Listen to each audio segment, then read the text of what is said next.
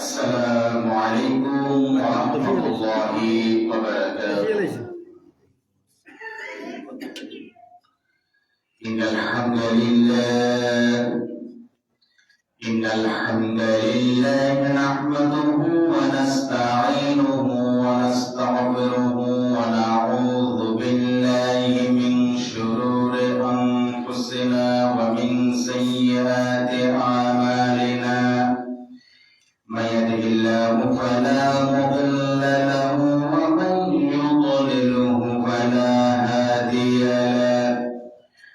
ونشهد أن لا إله إلا الله وحده لا شريك له. ونشهد أن سيدنا وحبيبنا ومولانا محمدا عبده ورسوله الذي أرسله بالحق بشيرا ونذيرا وداعيا إلى الله بإذنه وسراجا منيرا. فقد قال الله تعالى في كلامه المجيد وفرقانه الحميد: أعوذ بالله من الشيطان الرجيم. بسم الله الرحمن الرحيم. إن الله وملائكته يصلون على النبي يا أيها الذين آمنوا صلوا عليه وسلموا تسليما. اللهم صل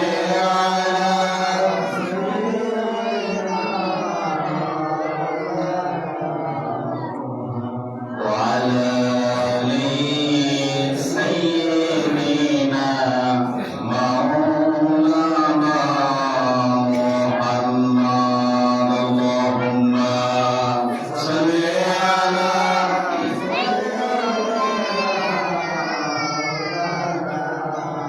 وعلى آل سيدنا مولانا محمد. মদিনার বুলবুলি কেমনে তোমায় রই ভুলি। দিন কাটে রাত কাটে ওই বেদনার ফুল তুলি কেমনে তোমায় রই ভুলি। আল্লাহুম্মা সাল্লি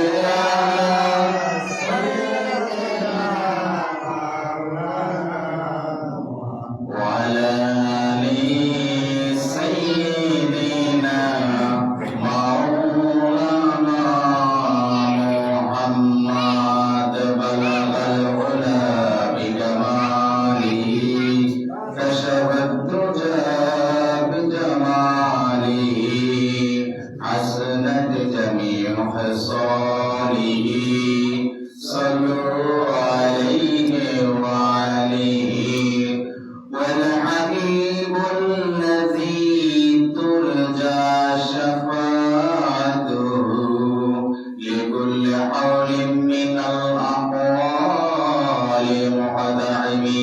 بلغ العلا بكماله كشف الدجى بجماله حسنت جميع خصاله.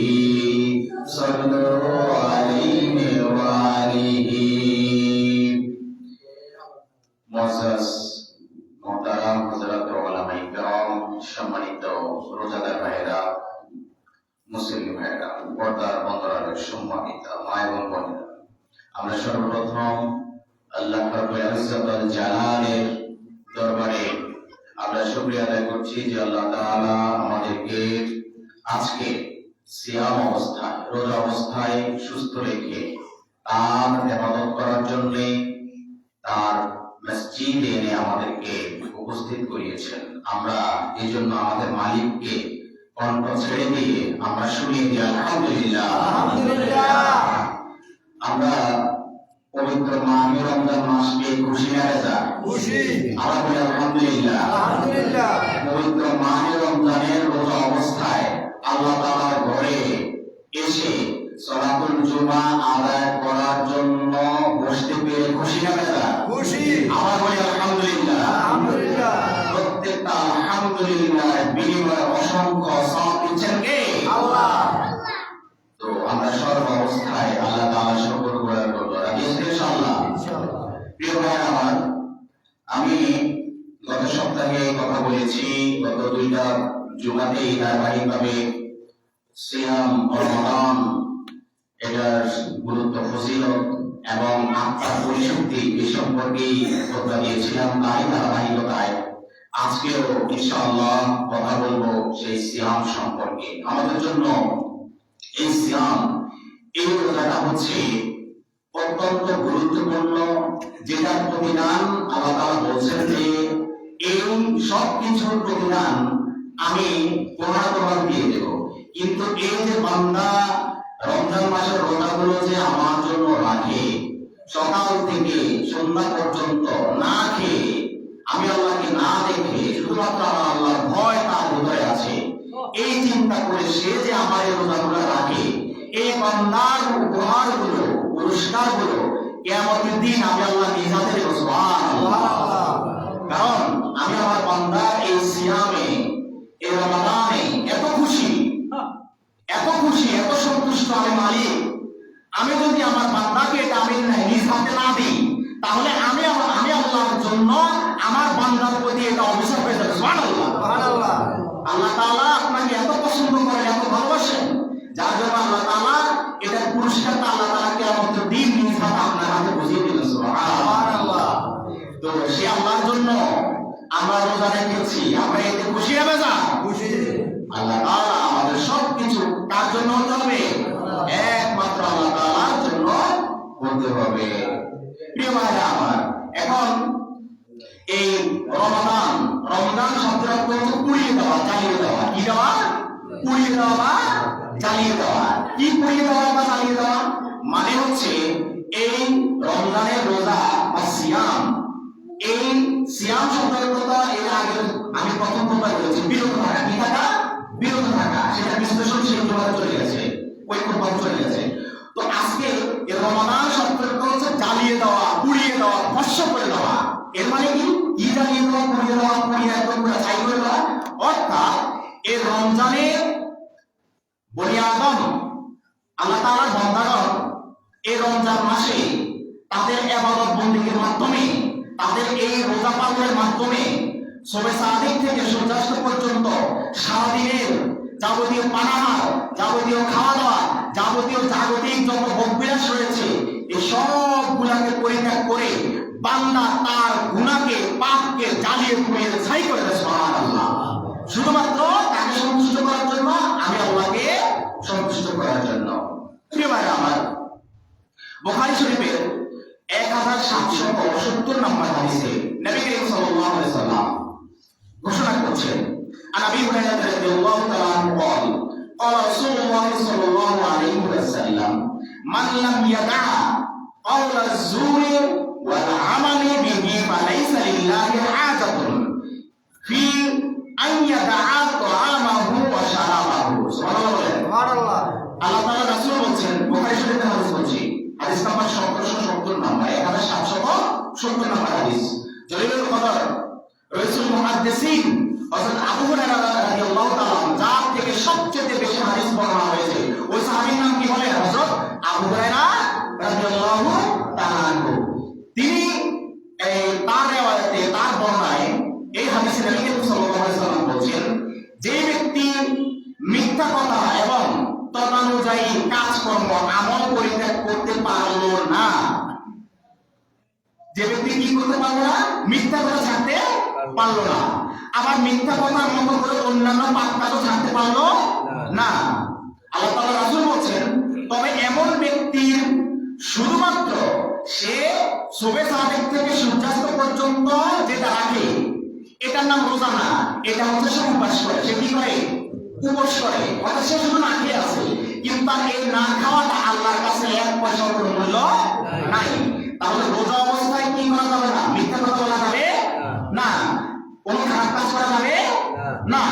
তাহলে পরিষ্কার একটা হাদিস, সহিহ হাদিস, যে আল্লাহ নবী সাল্লাল্লাহু আলাইহি ওয়াসাল্লাম বলেছেন, যে ব্যক্তি রোজাও রেখেছে আবার মিথ্যা কথাও বলছে, আবার খারাপ কাজও করছে, ফাহিশা কথাও বলতেছে, মিথ্যা সাক্ষীও দিচ্ছে, মিথ্যা অন্ধ অনুকরণও করছে, ওই ব্যক্তি সে যা করতেছে দিনের বেলায় যে পানাহার থেকে সে বিরত থাকছে, খাবার দাবার সবকিছু থেকে বিরত থাকছে, আমি নবী সাক্ষ্য দিচ্ছি তার এই উপবাস থাকার কোনো দরকার আল্লাহ তাআলার জন্য নাই। সুবহানাল্লাহ।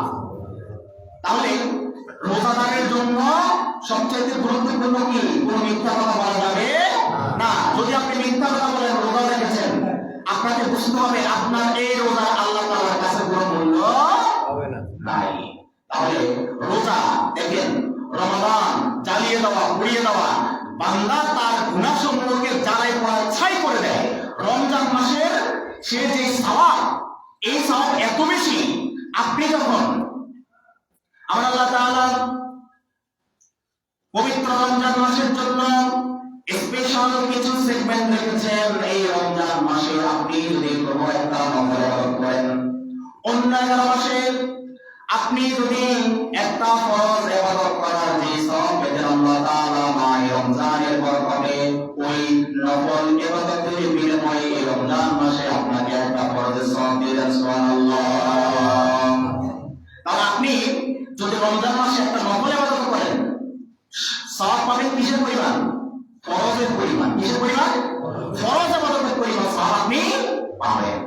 অর্থাৎ অন্য মাসে আপনি ফরজ ইবাদত করেছেন, কিন্তু রমজান মাসে একটা নফল ইবাদত করেছেন, কিন্তু নফল ইবাদতের সওয়াব আল্লাহ তাআলা আপনাকে দিবেন না। আল্লাহ তাআলা আপনাকে বোনাস মার্ক দিয়ে আপনাকে একটা ফরজের সওয়াব দিবেন। সুবহানাল্লাহ। এইভাবে বান্দা বোনাস অর্জন করতে করতে করতে বান্দা তার গুনাহসমূহকে জ্বালায় পোড়ায় ছাই করে দেয়। আল্লাহু আকবার। তাহলে এই রমজান মাস যে আমাদের জন্য সুবর্ণ সুযোগ, আমরা বুঝতে পেরেছি কিনা? ওই সমস্ত মানুষের জন্য সুবর্ণ সুযোগ যারা মুত্তাকি, যারা ইমানদার, যাদের মনে আল্লাহর ভয় আছে, যাদের দিলে আল্লাহর ভয় আছে, ওই সমস্ত বান্দাদের জন্য পবিত্র মাহে রমজান হচ্ছে সুবর্ণ সুযোগ। ঠিক কিনা বলেন? কিন্তু যে সমস্ত নাফরমান বান্দারা, যেই সমস্ত বেঈমান বান্দারা আল্লাহ তাআলার হুকুমকে যারা বৃদ্ধা করে দেখে, আল্লাহ তাআলার হুকুমকে প্রতি ধাপে ধাপে প্রতি পদে পদে লঙ্ঘন করে, তাদের জন্য এই রমজান পাইলো কি না পাইলো কি তাদের জন্য কোনো লাভ হবে না। ঠিক না? তাহলে যারা বেঈমান, যাদের তাকওয়া নাই, তারা রমজান পাইলো কি না পাইলো কি তাদের কোনো লাভ নাই। কিন্তু ঈমানদার বান্দাদের জন্য এই রমজান হচ্ছে বিশাল একটা সুযোগ। এই সুযোগ আরেক হাদিসে নবী করিম সাল্লাল্লাহু আলাইহি ওয়াসাল্লাম বলেছেন, যে ব্যক্তি রমজান পেয়েছে নিজের গুনাহ নিজে পারল না, ওই ব্যক্তির মতো পোড়া কপাল এই আকাশের নিচে জমিনের উপর আরেকটাও নাই। আলহামদুলিল্লাহ। তাহলে আপনি রমজান পেয়েছেন, কিন্তু নিজের গুনাহ আল্লাহ তাআলার কাছে মাফ দিতে পারেন নাই। আল্লাহ রাসূল বলছেন, এই পৃথিবীতে সবচেয়ে পোড়া কপাল আপনি, দুর্ভাগা আপনি। ঠিক না? তাহলে রমজান মাসকে আমরা পেয়েছি, এই রমজান মাস পেয়ে সুবর্ণ সুযোগ, বোনাসের মাস পেয়ে আমরা যদি আমাদের গুনাহগুলো মাফ না নিতে পারি, তাহলে আমাদের মতো হতাশাগ্রস্ত আর কেউ হতে পারে না। তাহলে রমজান মাসে রোজা অবস্থায় কোনো মিথ্যা কথা বলা যাবে, কোনো মিথ্যা আমল করা যাবে, কোনো পাপ কাজ করা যাবে না। এরপরে প্রিয় ভাই আমার, মুসনাদ আহমদের 6337 নম্বর হাদিস। এই হাদিসে নবী করিম সাল্লাল্লাহু আলাইহি ওয়াসাল্লাম বলেছেন, হাদিসটা হযরত আব্দুল্লাহ ইবনে আমর রাদিয়াল্লাহু তাআলা থেকে বর্ণিত।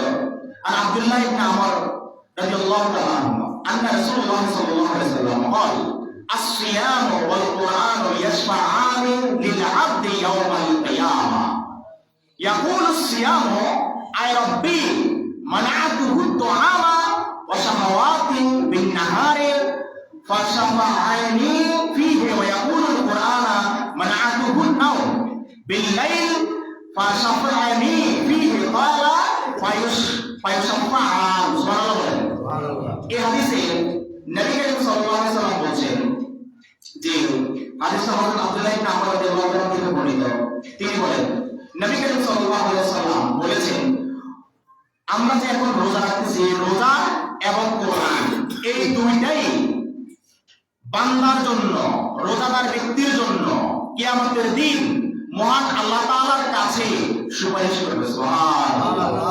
তাহলে আপনি যে এখন রোজা অবস্থায় আছেন আল্লাহ নবী সাল্লাল্লাহু আলাইহি ওয়াসাল্লাম বলেন এই রোজা কিয়ামতের দিন আপনার জন্য আল্লাহর কাছে কি করবে সুপারিশ করবে।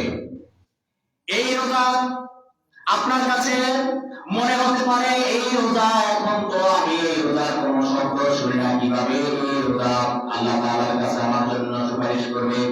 প্রিয় ভাইরা আমার আপনাদেরকে বুঝতে হবে সব কিছু আল্লাহ তাআলা সৃষ্টি করেছেন যা কিছু আমরা দেখি তাও আল্লাহ তাআলা সৃষ্টি করেছেন যা কিছু আমরা চর্মচক্ষু দিয়ে দেখি না সব কিছু সৃষ্টি করেছেন কে এই রমজানকে এই রোজাকে কিয়ামতের দিন আল্লাহ তাআলা তাদের জবান খুলে দিবেন তখন এই রোজা আপনার পাশে গিয়ে আপনার জন্য আল্লাহ তাআলার কাছে সুপারিশ করবে।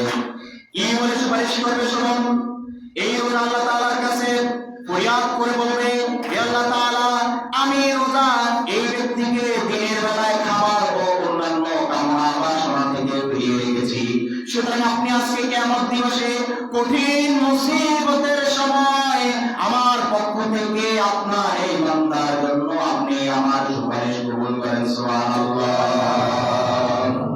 এরপরে কোরআন আসবে কোরআন চলে আসবে কোরআনের জবান আল্লাহ তাআলা সেই দিন খুলে দিবেন কোরআন এসে বলবে হে আল্লাহ তাআলা একটু আগে তো রমজান এসে আপনার কাছে আপনার এই বান্দার জন্য সুপারিশ করে গিয়েছে হে আল্লাহ তাআলা এখন আমি আপনার কোরআন আমি আপনার কাছে এসেছি আমিও তার জন্য সুপারিশ করেছি।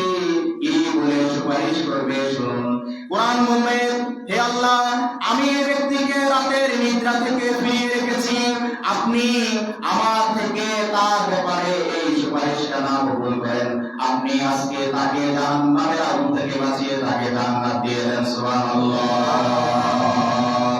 ইমানদার ব্যক্তিদের জন্য এই রোজা হচ্ছে সুবর্ণ সুযোগ ইমানদার ব্যক্তি যে এই রোজা পাবে সে এই রোজা একটা রোজা চলে গেলে সে কান্না কেঁদে পড়বে।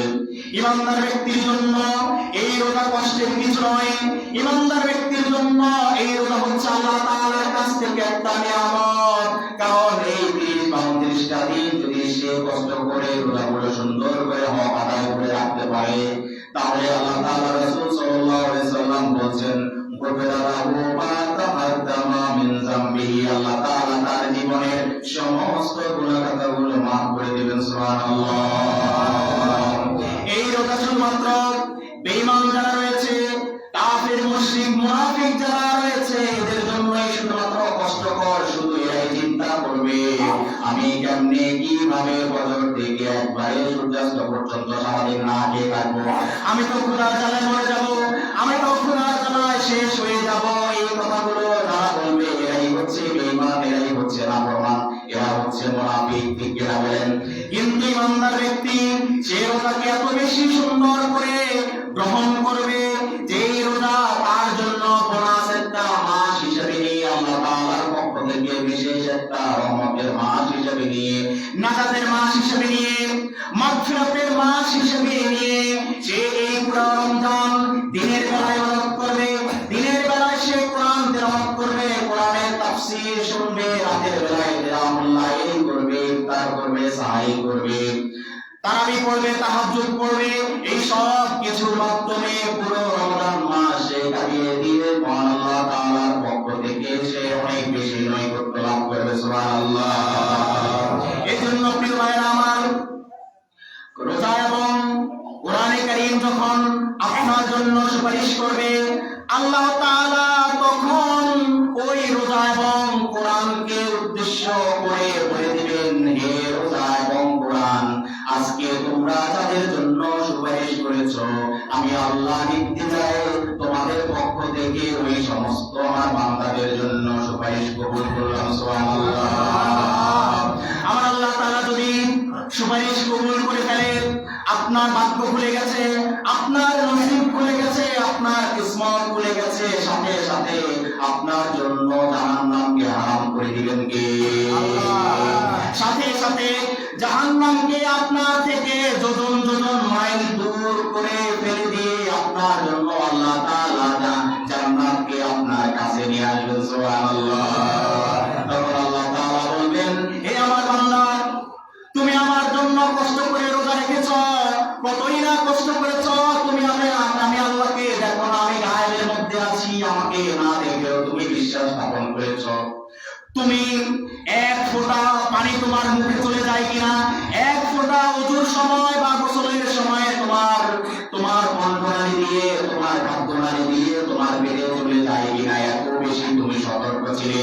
তুমি থুতু ফেলতে ফেলতে অস্থির হয়ে গেছো, না জানি এক ফোঁটা পানি গিয়ে আমার রোজাটাকে বরবাদ করে দেয় নাকি, এত সচেতন থেকেছো তুমি। পৃথিবীর কোনো মানুষ দেখে না, পৃথিবীর কেউ দেখে না, কিন্তু তুমি চিন্তা করেছো আমি আল্লাহ একজন আছি, আমি আল্লাহ তোমাকে সব সময় মনিটর করছি, পর্যবেক্ষণ করছি। সুতরাং তুমি আমাকে না দেখে এত মৃদু হয়ে, এত মুত্তাকি হয়ে তুমি সারাদিন উপবাস থেকে আমার রোজা পালন করেছো, আমার কোরআন তেলাওয়াত করেছো, আমার কোরআনের কথা শুনেছো, আমার কোরআনের তাফসীর শুনেছো। সুতরাং আজকে আমি তোমাকে আমার জান্নাতে প্রবেশ করাবো। সুতরাং প্রবেশ করাবো এমনি নয়, আমি তোমাকে আমার স্পেশাল একটা দরজা দিয়ে প্রবেশ করাবো, যে দরজা দিয়ে শুধুমাত্র তোমরাই প্রবেশ করবে, ওই দরজা দিয়ে আর কারো প্রবেশ করার অধিকার থাকবে না সুবহানাল্লাহ। এই আমার বান্দা শুনো, ওই দরজাটার নাম কি? ওই দরজার নাম হচ্ছে রাইয়ান নামক দরজা। ওই রাইয়ান নামক দরজা আমি সৃষ্টি করেছি শুধুমাত্র তোমাদের জন্য, তোমরা যারা এক মাস কষ্ট করে আমার জন্য রোজা রেখেছ, তোমরা যারা রাত্রিবেলায় দাঁড়িয়ে দাঁড়িয়ে কোরআন শুনেছ, দিনের বেলায় যখন অন্যান্য মানুষ বিভিন্ন কাজে ব্যস্ত হয়ে পড়েছে, আড্ডা দিয়েছে, গল্প গুজব করেছে, বিভিন্ন খারাপ কাজে লিপ্ত ছিল, তুমি ইচ্ছা করলে ওই সমস্ত কাজে লিপ্ত থাকতে পারতে।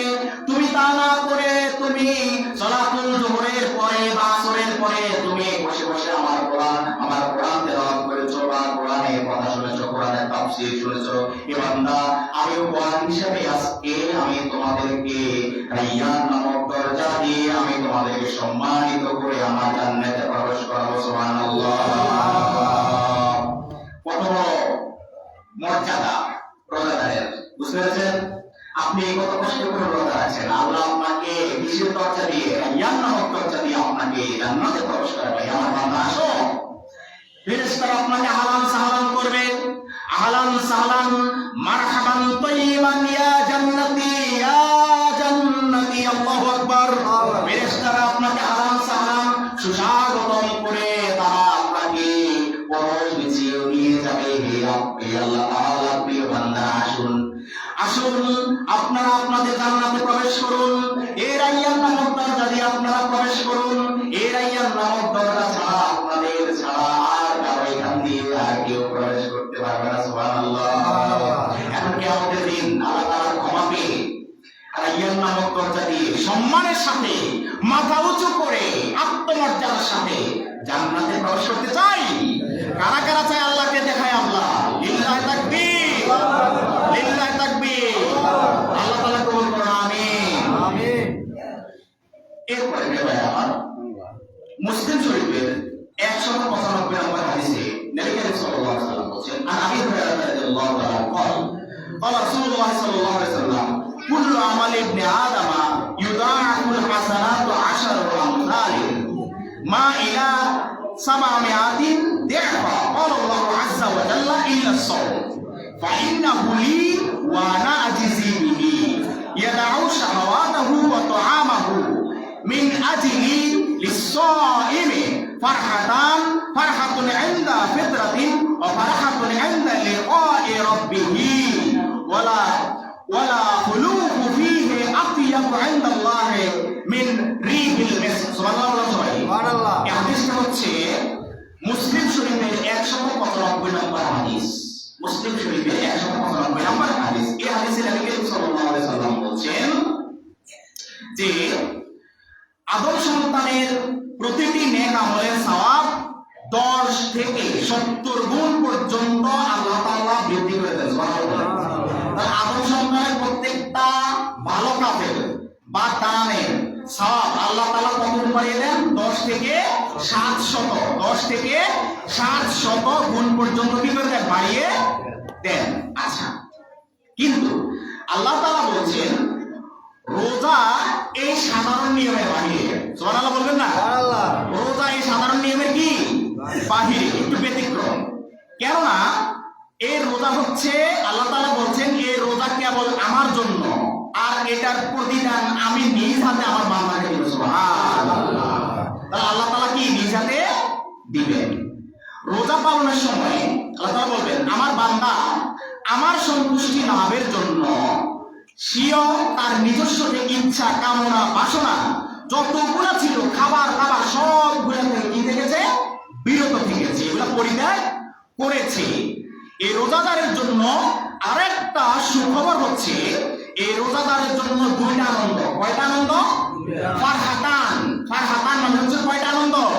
দুইটা আনন্দ। ফারহাতুন এক নাম্বার আনন্দ হচ্ছে সারাদিন রোজা রাখার পরে ওই রোজাদার ব্যক্তি যখন ইফতার নিয়ে বসে, ওই ইফতারির সময় আল্লাহ তাআলা বলছেন এটা হচ্ছে তার জন্য প্রথম আনন্দ। সুবহানাল্লাহ বলেন।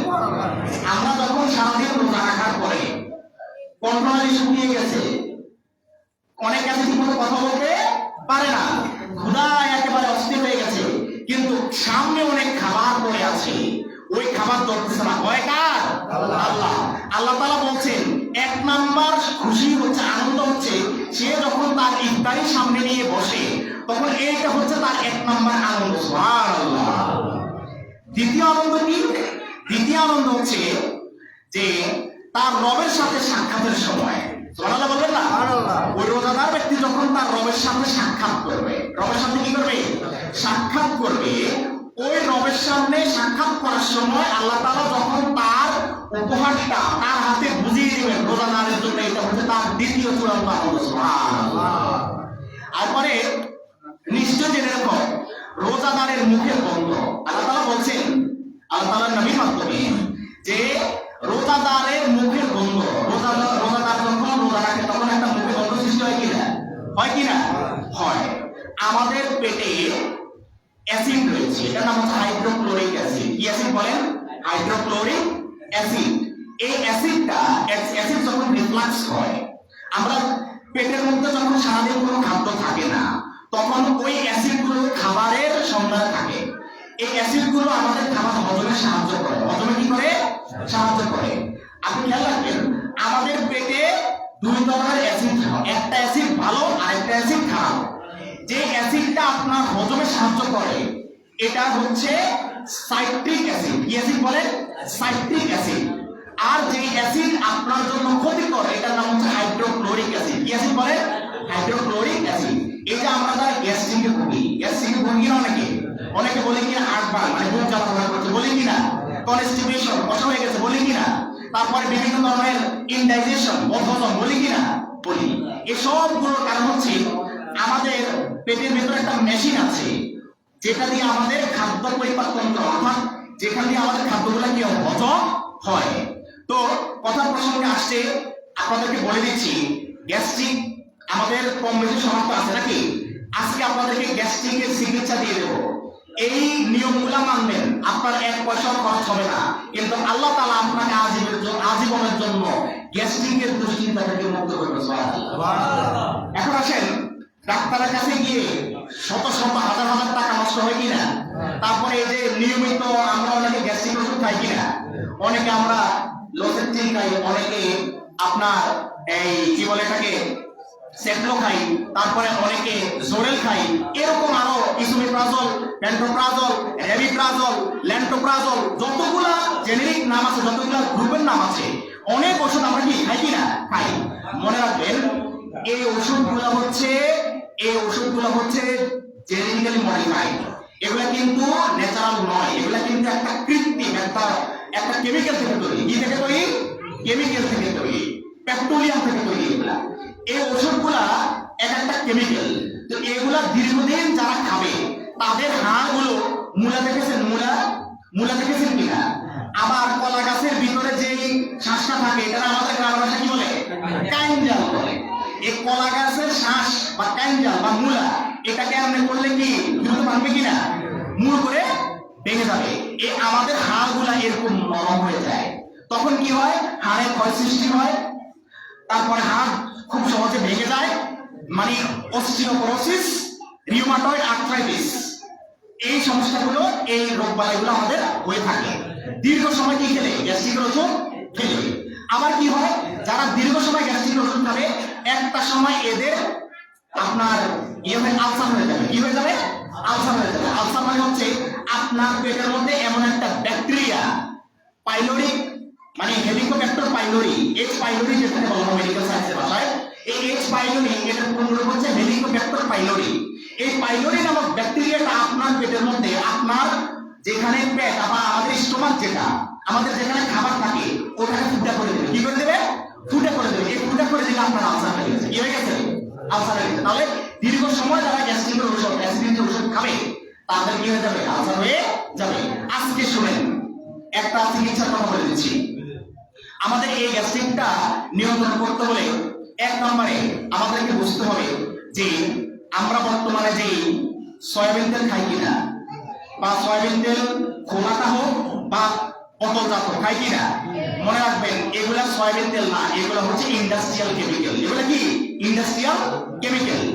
এক নম্বরে আপনাকে এই সয়াবিন, পাম অয়েল, সুগার যাই বলেন না কেন, বোতলজাত বলেন, তারপরে ওই এই কি বলে এটাকে, যত উন্নত মানের কোম্পানি আপনি ব্যবহার করেন না কেন, তীর বলেন, প্রাণ বলেন, সেনা বলেন, প্রত্যেকটা কোম্পানি, কোনো কোম্পানি সয়াবিন বা কোন ধরনের আপনার পাম অয়েল বা সুগার এগুলা খাওয়া যাবে না। এগুলা বন্ধ করে দিয়ে আপনাকে সরিষার তেলে রান্না দিতে হবে। কি ব্যবহার করতে হবে? সরিষার তেল। মনে রাখবেন সরিষার তেল কখনো আপনার ক্ষতি করে না, সরিষার তেল উপকার করে। প্রথম আপনার কিছুদিন হয়তো বা একটু ইতস্ত লাগবে খেতে, আপনার স্মেলটা, গ্রানটা একটু ব্যতিক্রম লাগতে পারে, কিন্তু আমরা আজকে 5-6 বছর হচ্ছে টানা সরিষার তেল খাচ্ছি, আলহামদুলিল্লাহ, কোনো সমস্যা নাই আমাদের ফ্যামিলিতে। তাহলে এক নাম্বার কি? আপনি আপনার তেল চেঞ্জ করবেন। আমি অনলি সরিষার তেলের কথা বলছি, কারণ এখানে যারা আছেন সরিষার তেল ছাড়া অন্যান্য দামি যে তেলগুলা, এক্সট্রা ভার্জিন অলিভ অয়েল, এগুলা অনেকের ক্ষেত্রে কিনা সম্ভব নয়, এগুলো বলে লাভ নাই। আমাদের সহজ দল বলছে সরিষার তেল। এক নাম্বার আপনি সরিষার তেল খাঁটি যেটা, এটা খাবেন। দ্বিতীয় হচ্ছে কি করবেন? দ্বিতীয় হচ্ছে ভালো করে খেয়াল করে শুনেন, আমি কিন্তু শরীয়তের দৃষ্টিভঙ্গি থেকে আপনাদেরকে গ্যাস্ট্রিকের চিকিৎসা বলছি। শুধু এটা গ্যাস্ট্রিকের না, আপনার অনেক রোগের চিকিৎসা হয়ে যাবে এটার মধ্যে। 2 নাম্বার হচ্ছে আমরা যেটা করি, আমরা যখন খাবার খাই, আমরা খাবার খাওয়ার সাথে সাথে আমরা পানি খাই, ঠিক কিনা? খাবার খাওয়ার সাথে সাথে আমরা গ্লাস ভর্তি পানি খাই কিনা? এটা আরেক ভুল। কেন ভুল? কারণ আপনি একটু আগে যে খাবারটা খেয়েছেন ওই খাবারের মধ্যে বিভিন্ন ধরনের মশলাপাতি ব্যবহার হয়েছে কিনা, বিভিন্ন ধরনের হলুদ মরিচ ব্যবহার হয়েছে কিনা। আপনি যখন খাবার খাওয়ার সাথে সাথে যখন আপনি ওই যে পানিটা একেবারে পুরা গ্লাস ভর্তি, জগ ভর্তি পানিটা খেলেন, তখন আপনার খাবারের মধ্যে, আপনার পেটের মধ্যে খাবারটা ভাসতে থাকে। কি করতে থাকে? ভাসতে থাকে। তখন এই ভাসমান খাবার থেকে হাইড্রোক্লোরিক অ্যাসিড সৃষ্টি হয়। কি অ্যাসিড সৃষ্টি হয়? হাইড্রোক্লোরিক অ্যাসিড সৃষ্টি হয়। এই হাইড্রোক্লোরিক অ্যাসিড থেকে তখন আস্তে আস্তে আপনার বুক জ্বালা করা শুরু হয়, আস্তে আস্তে আপনার অশান্তি সৃষ্টি হয়, আপনার এখানে ব্যথা করে, এখানে ব্যথা করে, এখানে ব্যথা করে, বলি কিনা আমরা, এই সব ব্যথাগুলো সৃষ্টি হয়। এক পর্যায়ে দেখা গেছে আপনার হয় কষা হয়ে গেছে, না হলে পাতলা পায়খানা হয়েছে, ঠিক কিনা বলেন? এখন আপনি কি ওটার কমাইতে গিয়ে আপনি ব্যবহার করছেন কি? আপনি মনে করেন যে একটা সেন্ট্রো খাইলেন, অথবা আপনি একটা ইসোমেপ্রাজোল গ্রুপের সাবজেল খাইলেন। এখন এটা খেয়ে আপনি কি করছেন? আপনি তো মনে করছেন না আপনি গ্যাস্ট্রিকের ওষুধ খেয়েছেন, না, আপনি হাইড্রোক্লোরিক অ্যাসিডটাকে দমায় রেখেছেন। কি রেখেছেন? দমায় রেখেছেন। এটা কিন্তু চাপা পড়ে আছে।